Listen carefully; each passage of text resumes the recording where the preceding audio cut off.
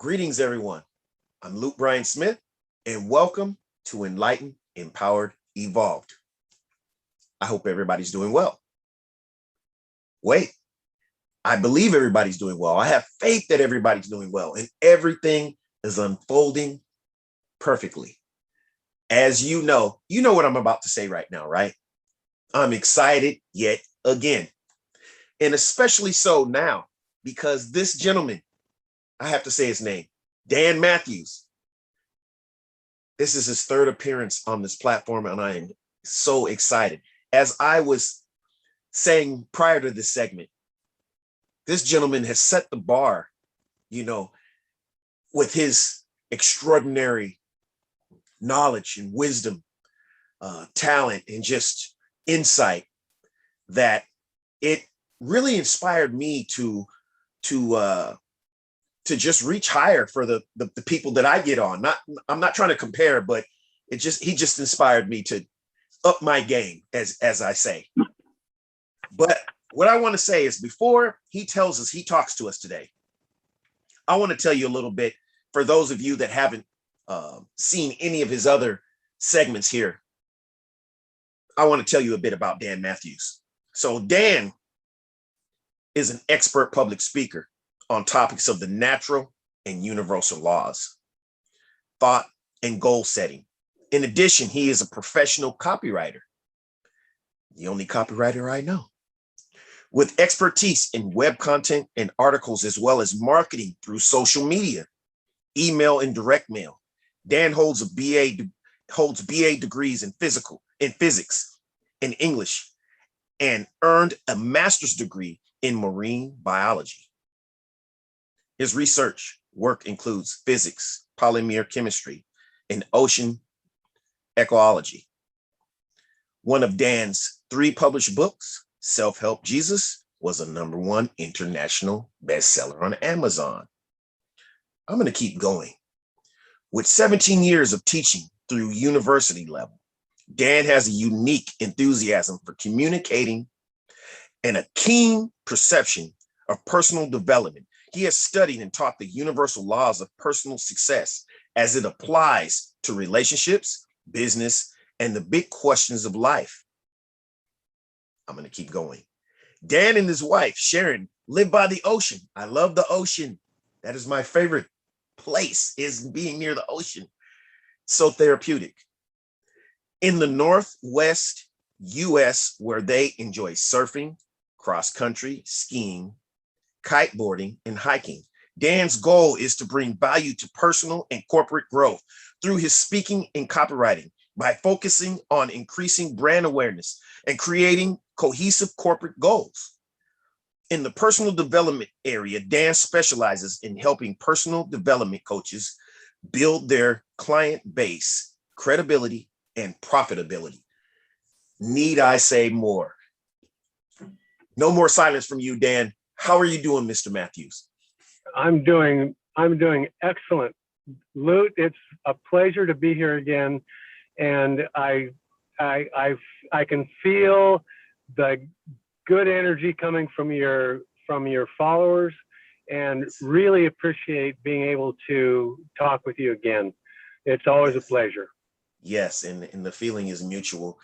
I enjoy just listening to you, and as I said before, there's some certain shows that, that I actually feel like student teacher, and this is one of them. And it resonates and goes along, it aligns with my philosophy, which is to learn something every day. And, right. Whether I grasp the concepts that you enlighten me with or not, they're still going into my subconscious mind. And so That's therefore, right. Yes. So Yep. Prior to this segment, you told me that you had some type of meeting earlier, and you wanted to share some of what you were talking about earlier. I did have a meeting earlier. I have a book study membership club we finished about 6 weeks ago, finished Neville Goddard's The Power of Awareness. We spent 6 months, chapter by chapter, breaking down the whole book, and it was really fun. Wow. And we decided to go from that into Genevieve Barron's Your Invisible Power. She was writing in the early 1920s, one of the first people who was really involved in the New Thought movement. She published actually just about 10 years after Wallace Wattles published his Science of Getting Rich. She was a student of Thomas Troward. Napoleon Hill studied her and her writings, and she wrote this Your Invisible Power, which is a book that's only about 80 pages long. It's a small little book, packed full of information. And we were studying in one of the chapters, which dealt with the topic of creating a mental picture. Right. And we all know now, this is a lot of it's kind of common knowledge now, but in 1921, people didn't know about it. Really, it was new information. People were just learning about the power of the mind. And she was one of the best students. She was the only student Thomas Troward had, but she was one of the best students. Talk about learning. She left her pretty cushy existence in New York and traveled to England, where she sat with Thomas Troward for 2 years learning from him, and then started lecturing in the US on the same topics. But we know now that how important it is to have a goal that's clearly defined in your mind. You have to have it clear, Right. and it has to be clear in every detail, and not just clear, not just a visual image in your mind, because we think in pictures, and we Right. think in pictures, and we think in feelings. We don't think in words. We don't think in anything other than pictures and feelings. If I said, Lute, think of your refrigerator. Immediately, Right. your refrigerator comes to your mind. You can see it. You're standing in front of it. I can see it. And if you pull the door open, you know which way the door opens, to the right or to the left. You know that. It's in your or double door. You have in your mind and in your body. You could go downstairs with your eyes closed, and you would know where the refrigerator was, and you'd be able to open it, and you would have a good mental image of what's inside. You've got a half a carton of milk, and you've got some donuts that are half a package of donuts still in there, or whatever it happens to be. I'm not saying what's in your fridge, but we have things that are in our minds. I'm going to take a break for not a break, but I have to plug in my phone. No, go ahead, and I'll just kind of fill in for you. But yes, I've got it plugged in. I believe it's charging, but it gave me a low battery. Okay. Signal here. No problem. It should be okay. But what I was going to interject with is that what excites me, other than just you being here, the extraordinary philosophers and authors that you mentioned, I'm familiar with. So that's yes, and Genevieve, I forgot how to pronounce her name, Befriend or something like that. I ordered a book of hers probably about 2 or 3 weeks ago. And so that's really amazing. That's good. Yeah, it's some of it's kind of a difficult read because she wrote back in the 1920s, but the information is all the same information that we're learning today, and you can look back and get a good glimpse into what Genevieve's life was like, right? Because it was the same. She's speaking to us today from 100 years ago. It was September 1921 when she published that book.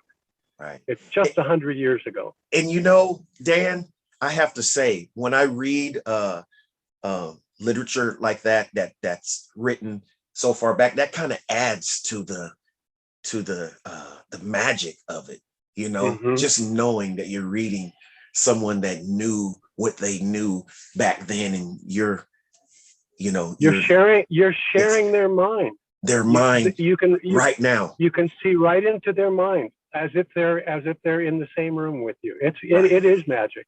It's long magic. after they're gone, after the, off from the physical plane. It's like you're still connected, just like like Napoleon Hill or Troward or Emerson. I mean, I love reading their words. It's just amazing. It is amazing. And what I had talked about this morning was a concept, and I don't know if we can get through the whole thing, but it started out with the concept of the 7 minds. 7 minds. We know that we have a mind. We have a conscious mind. We have a subconscious mind, but we have much more than that. Okay. I actually was on an airplane flight, and I sat down. The guy next to me was already there, and he had his laptop up, and he was starting to work, and we were flying about a 2.5-hour flight.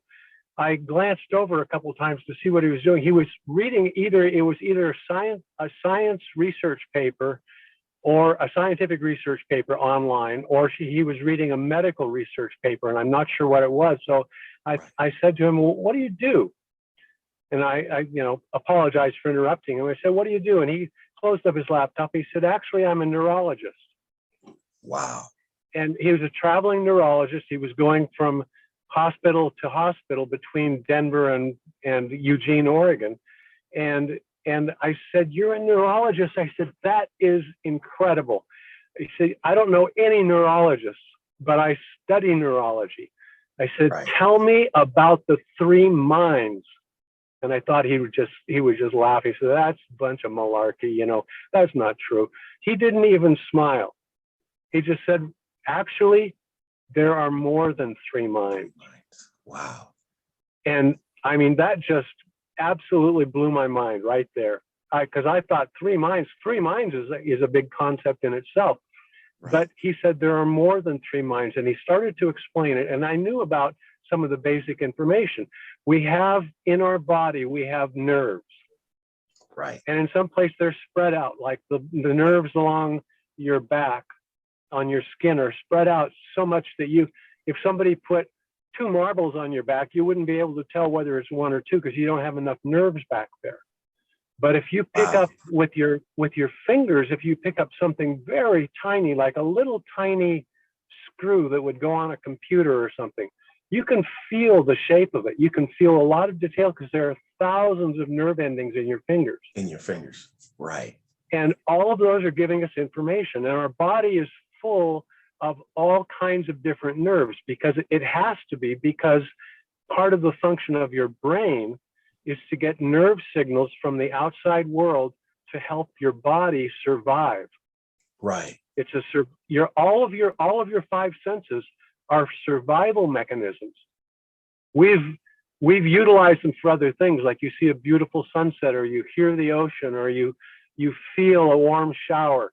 You have things that we've interpreted as pleasurable or as beautiful coming from our surroundings around us. But the reality is your 5 senses are to keep your body alive, keep it out of danger, keep it safe.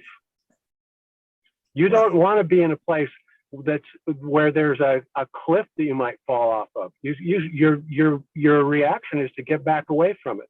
Right. You don't want to be in the woods at night and you hear a big animal making growling noises.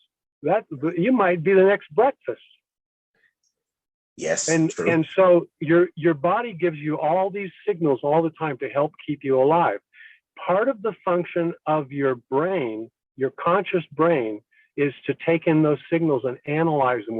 That's why it's also called the analytical brain, because we're always analyzing signals, millions of signals from your ears, your eyes, your skin, all over your body. We have sensors. Right. And some things we can sense easily, some things we can't sense at all, like X-rays. We have nothing in our body to sense X-rays, which are dangerous to us. Right. The radiation. But radiation from X-rays or Yes. radiation from uranium or something like Right. that that can kill you, but you have no way of detecting it. Right. So we know about those two minds: the conscious mind, our analytical mind, our mind that does the assessment and measurement and comparing, and it's the basis of all science is your analytical mind. Right. If you can measure it, if you can make predictions about it, you can develop a science around the study of almost anything.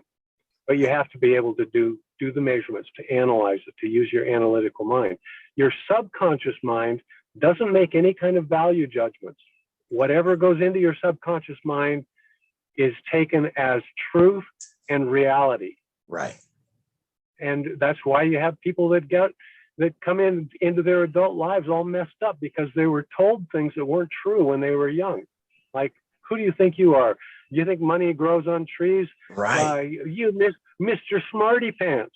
Who are you, Mr. Smarty Pants? And that's why I've learned now you have to you have to be very careful what you allow. You have to be like the gatekeeper for your subconscious mind. Yes, yeah, because whatever you let in, like you said, is in there. It's going to be accepted as true. Mind takes everything as reality. That's Right. why it's so dangerous to think back to a time when you made a mistake and you beat yourself up for that mistake. Because if you have an argument with a friend and you have a falling out and you go back and you relive that, every time you relive it, your subconscious mind knows that it's happening in real time. It's happening all over again. Right.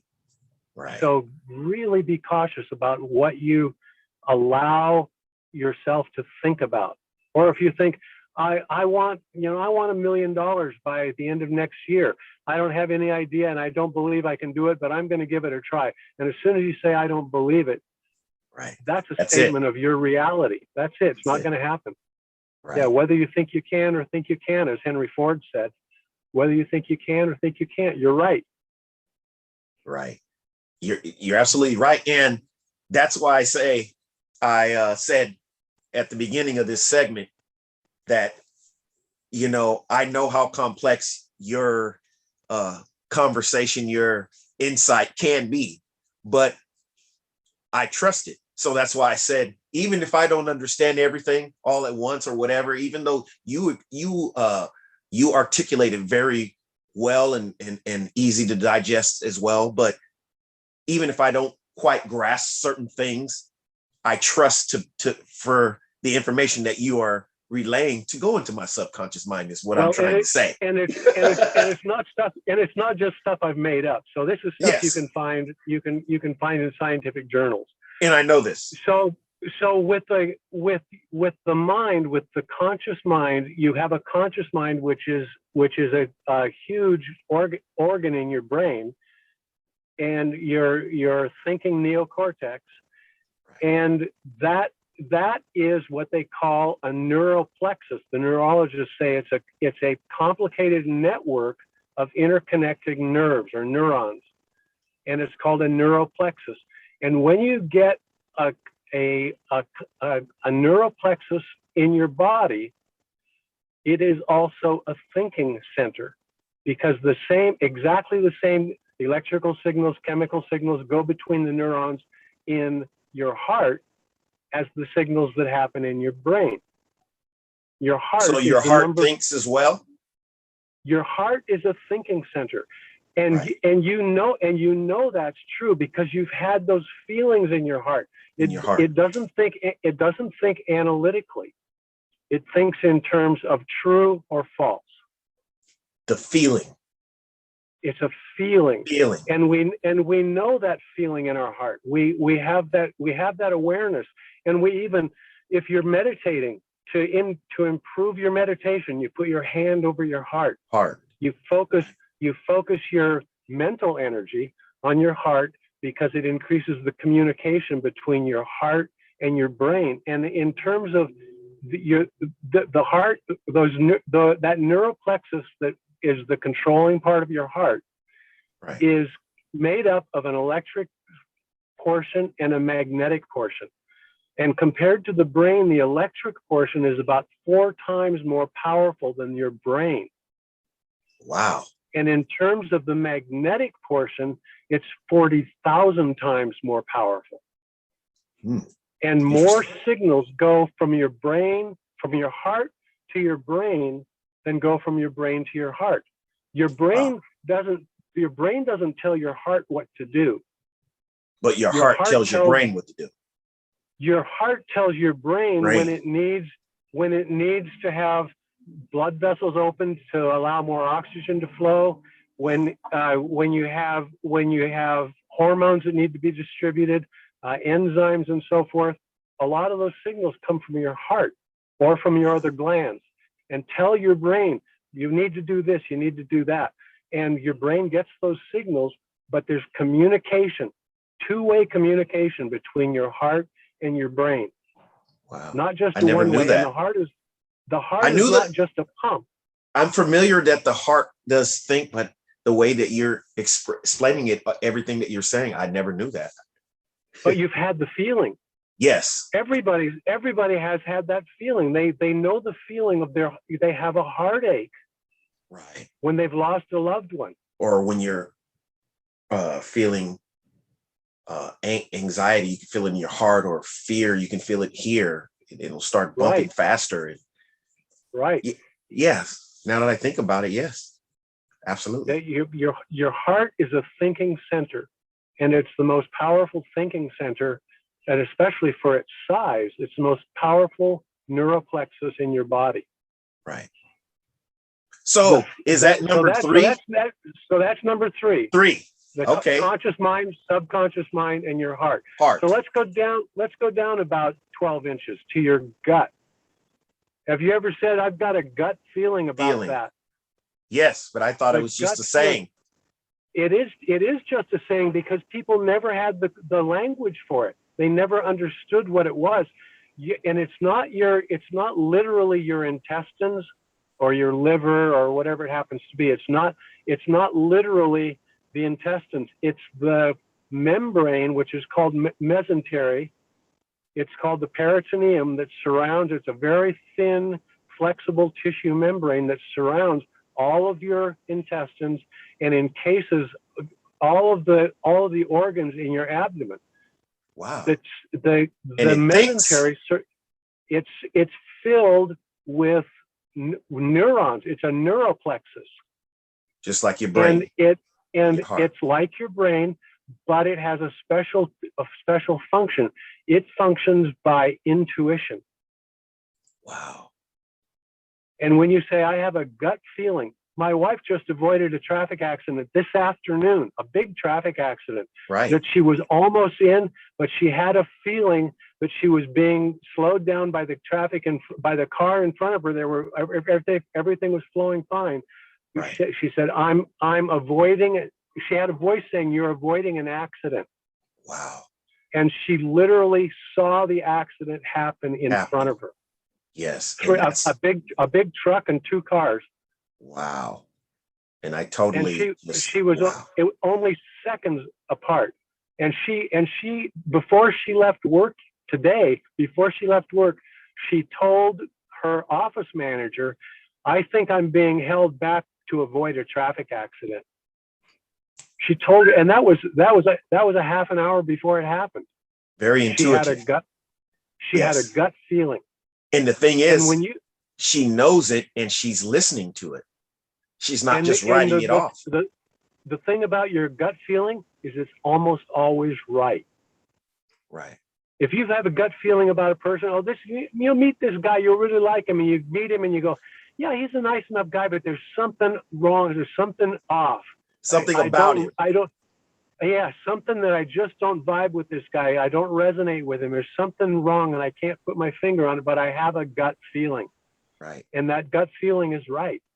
Yes. Like my gut feeling when I am talking to you is that you're highly intellectual and you enjoy sharing what you know. That's what I get. That's your gut feeling. That's your intuition. Yes. And that, I think that describes at least a part of me that describes it really well. Right. I love learning, and I'm excited to share Right. with other people. And I think that's why I spent so much time, so many years being a teacher. I loved the feeling of teaching, of the feeling of the light going on in somebody's mind, or the spark going off, and all of a sudden they could feel the excitement and they could understand it. And I love that feeling. Right. And so we've got four. We've got yes, okay. four. We got four. So we got, okay. So number five. Number Okay. five is the largest organ in our body, our skin. Think of the phrases that have to do with your skin and feelings. Getting under my skin, my skin crawls. My skin. It makes my skin crawl. Skin crawl. It gave me goosebumps. Made the hair on the back of my neck stand up. Those are all physical responses to emotional hits on a circumstance, a person, a relationship, whatever it happens to be. That person makes my skin crawl. Or if you go on the high dive at the swimming pool and you get out the end of the board, you get a feeling in your skin. It's like, I can't stand it out here. I'm frightened. Right. So you get emotions like fear and being wary, beware of that situation or of that person. And when you say it gives me goosebumps, well, somebody tells a story, and it causes you, gives you the reaction of really some kind of tender feelings. Right. Or it strikes a chord, we say, or harmonizes with you, and it gives you goosebumps. Right. Contrary to what you're saying, I always thought that the brain was controlling all these things and making it happen. I didn't know they were on their own doing these things separate from the brain. Well, they are, and they're sending information to the brain, because that's the whole function of the neural system of the nerve system. Not the other way around. Your brain is a receiving station. Receiver. Yes, I do. And in your analytical mind, in your subconscious mind, you're also a transmitter. That's where you send your thoughts. You send what you really would love to see or have in your life, or do in your life, or give in your life. What I really love, that's subconscious mind opening the door to infinite intelligence, to the infinite universe, and having that communication. Right. So we've got our skin that's also a source, and skin is also able to sense other things. Skin can sense electric fields. If you've ever been around static electricity, right? If you put your arm up to it, you can feel that electricity in your skin, even though there's nothing to feel. You put your arm up, and your hair kind of stands up, and you can feel that electric something that you can't see. Yeah, you can feel the electric field, or you can. I apologize for my. He didn't know we were going to be on a speaking engagement. That's okay. I have two little ones here too. Two Yorkies. I think I don't know if I showed them to you. Oh, I haven't seen your Yorkies. We can take. Like what? Since I don't want to take up too much of your time, but since what's your dog's name? Oro. O-R-O. Oro. Gold. Since he wants to speak, we ought to introduce him on the show. Oro, come here. Come here. There you are. Oh, Oro, beautiful. What kind is he? Standard poodle. Oh, okay. Oro, come. I love dogs because I love watching dog shows on TV too. Like like the Purina, dog show. Yep. I'm going to see if I can get mine. I don't want to disrupt us too much, and then we'll get right back on track. But that sounds like fun. Yeah. Come here. Just give me one second. Come here. We're going to see Lute's dog. Can you see right there? Come over here. No, you're going to be in back. Bring it to me. Come here, Oral. Hey, good boy. Yes. So how old is he? He's 3. Oh, okay. Yes, mine are coming here shortly. We're taking a brief Puppy break. puppy break. I asked my daughter to go get them. I don't know where they're at. They're somewhere in the house or outside or something. She's getting them. But so she's 3. You got her when she was born, or? Yeah, when he was 8 weeks old. 8 weeks old. Come here. Come on. So we got Kia and Casey here. Oh, classic Yorkies. Yorkies, yes. Hey. There Kia they and are. Casey. They're female. Oh, can you see Yeah. the puppies? Yeah, Well, can you see the they get puppies? into a Look lot. here. How old are they, Ariana? They're about 5 years old. They're 5 years old. Oh, 5. They would love to play with Oro. Oh yeah. He Yep. loves to play. Look on TV. You're on TV. Okay, you guys go ahead and play. That's good. All right. Bye-bye. And one other thing about the skin is it can sense things that no other part of your body can sense. Like it can sense infrared. When you stand Wow. in front of a bonfire, you can, or in front of a warm stove, you Oh, can yes, feel that's the right. heat. Right. But we can't. No place else in your body has that ability. That's right. Your brain Special- can't feel that. No, your brain can't. Your muscles can't. Only your skin has the ability to sense heat. Right. Wow.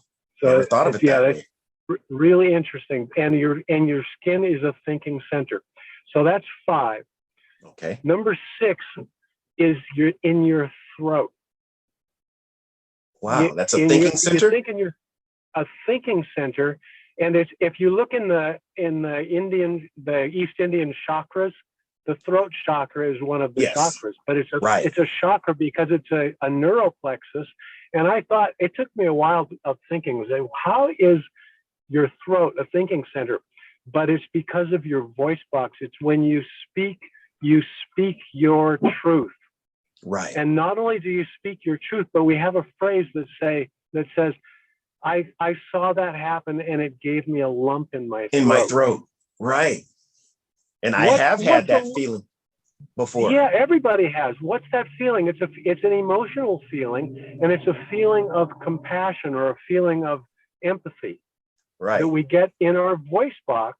And if you see a person if they're talking and they start talking about something that's compelling or emotional for them, the first thing they do is they choke up. Right. I got all choked up. Yeah. Right. And the first thing that goes is their voice box, because Right. your voice box is a very complicated series of muscles called vocal cords that can be tensed or relaxed. Right. And that in conjunction with your air moving past your vocal cords that makes them vibrate, gives you that characteristic tone of voice. Right. And when you speak, it's a very complicated mechanism of tone, air control, and when you make shapes with your mouth and your tongue, you produce words.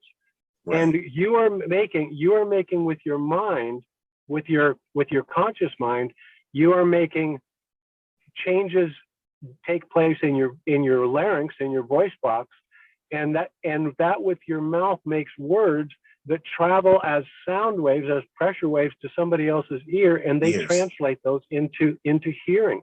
Right. You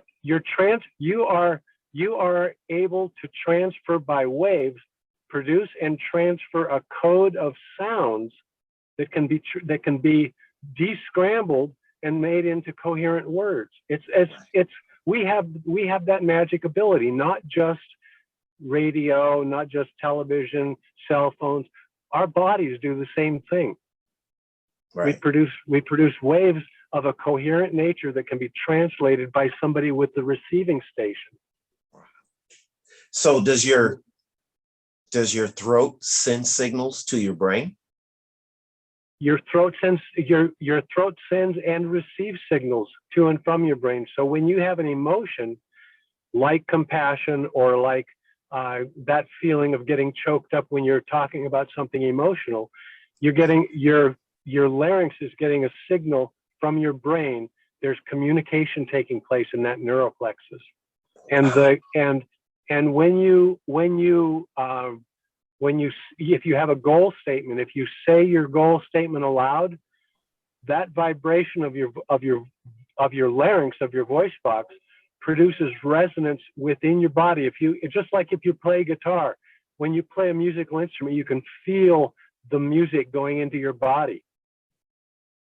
Yes. Or if you stand in front of a speaker at a rock concert, right. You can feel the sound going into your body. Right. You can feel it. And it's actually making a change. It's making a change in your cellular chemistry.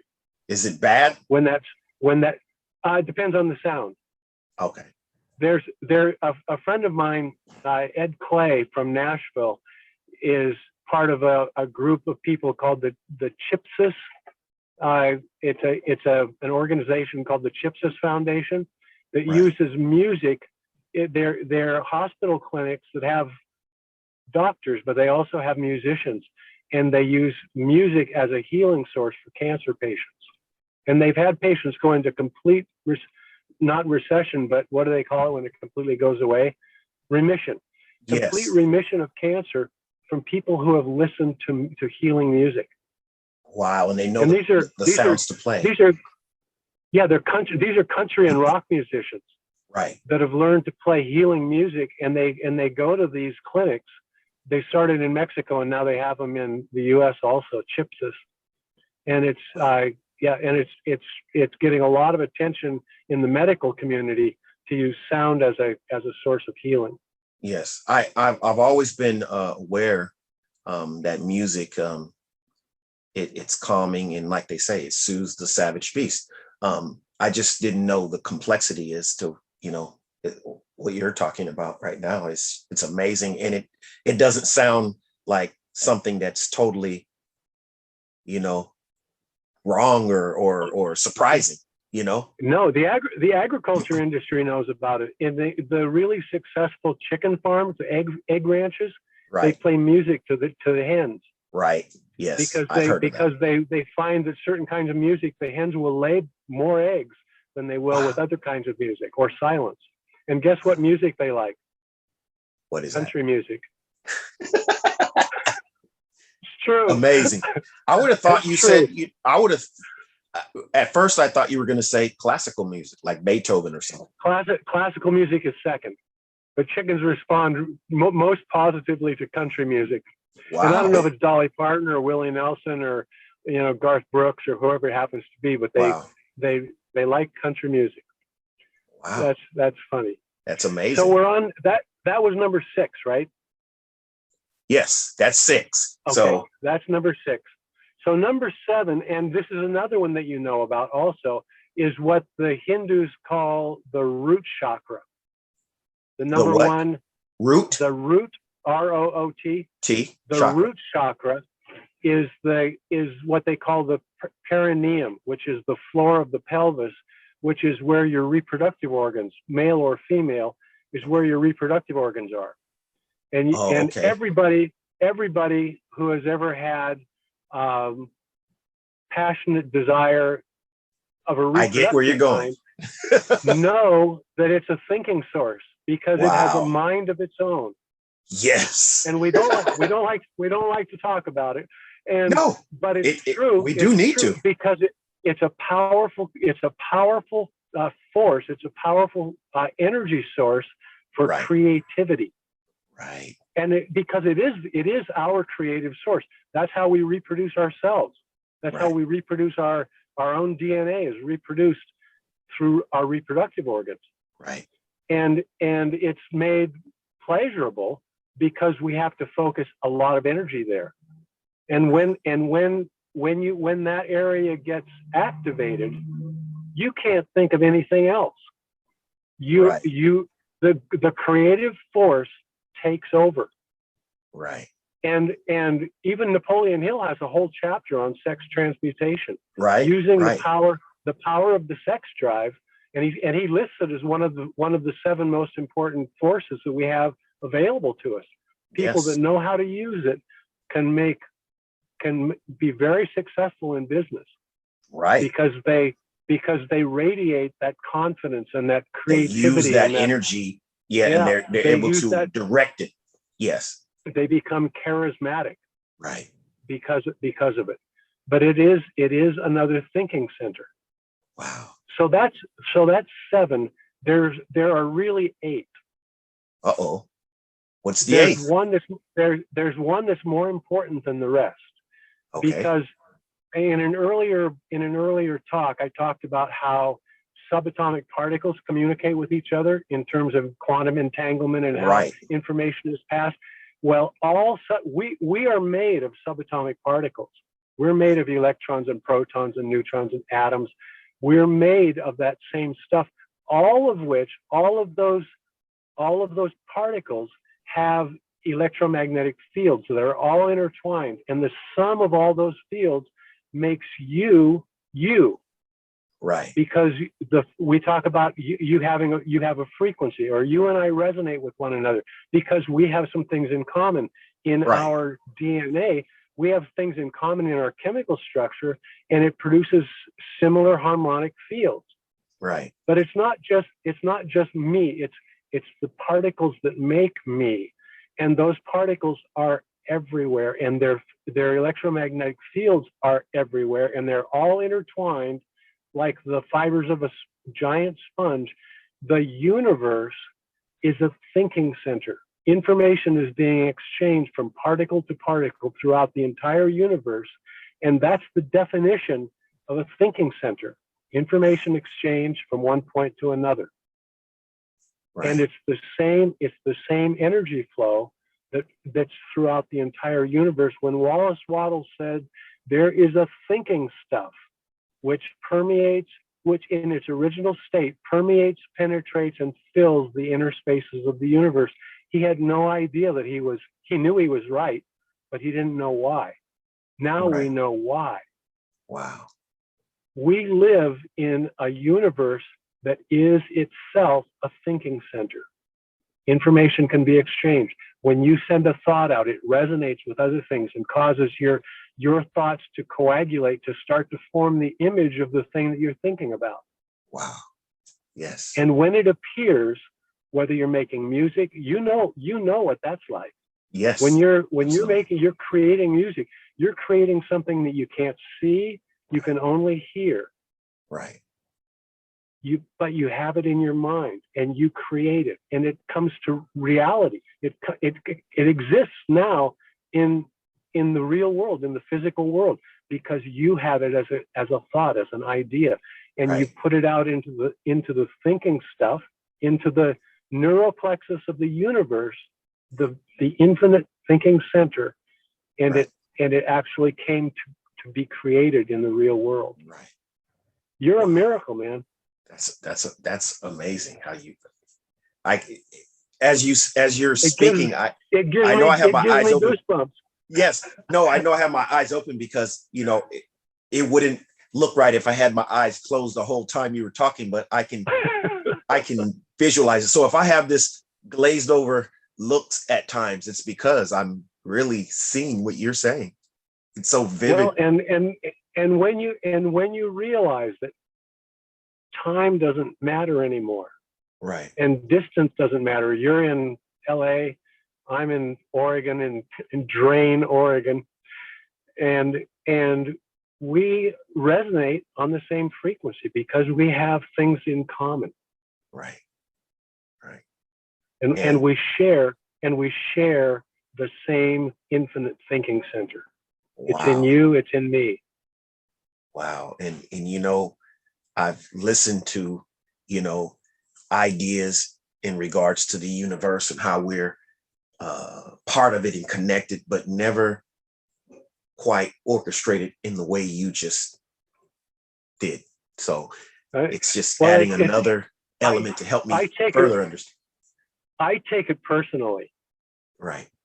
I mean, I take this relationship personally because I used to think of the universe of infinite intelligence as God, as an old white man that lounged in the clouds and was Right. angry most of the time. Same here. And That's punishing me and looking at me, everything yeah, I do. It's not true. No. The infinite intelligence, I realized it at a Joe Dispenza workshop.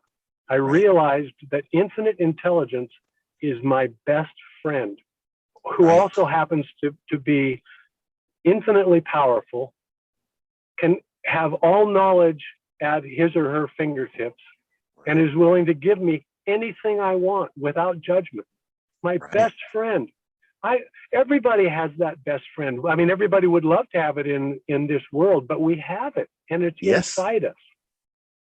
Yes, it's just how we're using it. We can. And if you ignore your best friend, that's fine. Your best friend doesn't hurt their feelings. Right. But your best friend is always waiting for you to ask. Right. Whatever you want, and you will get it. Right. Right. That's why what I'm thinking now, even more so as I'm working on myself and just every day, you know, there's an old mindset that was there that I have to stop myself from you know, the second of doubt when I'm going about something, because I already know it's going to unfold perfectly. And so I stop it and cancel that out. Just like I give you an example. There's a guy, I can't think of his name right now, but he's been on the news and everything. And so I sent him a request. And the first thing I was thinking is, this guy's not going to connect with me. But then I stopped and said, no, I want to connect with this guy. And he is. And we spoke that same day. Wow. Yeah, exactly.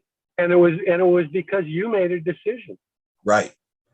Exactly. Yeah. I overrode that limited mindset quickly and quickly reversed it. I gave myself what who said this? I think either Joseph Murphy or Neville Goddard said this. I gave myself a mental abortion. So basically I aborted that thought. Yeah. Really quick. I heard somebody told me one time, you can't stop a bird from landing on your head. Right. But you can stop it from building a nest there. Right. There you go. It's really true. That totally understand wanted to come in, and you just went, get out of here. Right. And I said, nope. I pictured, you know, and the next thing was I pictured me talking to him. I did. I said, there you go. You created a mental picture. Yeah. Instead of thinking of all the opposition of why he wouldn't connect with me, I'm like, wait a minute. Why? Why not me? I'm powerful. Yeah. I'm important. I'm someone. So why not? You know? Yeah. Why not? And then I told myself too, I started out gradually. You won't know if you don't try. But then I said, no, we're going to connect. We are connecting right now. So I sent that request out there. And then I sent him a message and saying, hey, I would like to get you on my show if you want to check out some of my shows, you know. And he said, you know what? He said something along the lines of, I like the words that you use, something about everything is unfolding perfectly, or the flow he got from my from the way I messaged him, like that I was in flow. He said, just because you said that, yes, I'm going to tell you yes. Oh, that's great. And then we talked. That's great. Same day. So a couple hours later, we were on a video call, and he was on his Peloton machine talking to me. So yes, that's really good. Right. Yeah. Yes. So we actually have. You started out. That's the whole story. We had seven brains. Seven brains. But what's the 8? You said 8. I'm not hearing you for some reason. Uh-oh. Did we cut out? What? Can you hear me? Yes. Oh, okay. It's just coming through. It's not coming through the speaker. I think I still hear a little bit. So I think your sound system is okay. I think it's on my end. Okay. Well, we'll conclude this segment. Thank you. And we'll talk soon. Yeah, Lute, I really appreciate being here to talk with you again. Yes. It's an absolute pleasure, and we need to do this more often. Yes, sir. I agree. Anytime. Thank you, Dan Thank you. Mathews. Thank you so much, and I'll see you soon. Safe travels. I'll be looking forward to your next podcast. Yes, sir. Thank Thank you. you. Love and Thank you. appreciation to you, sir. Thank you.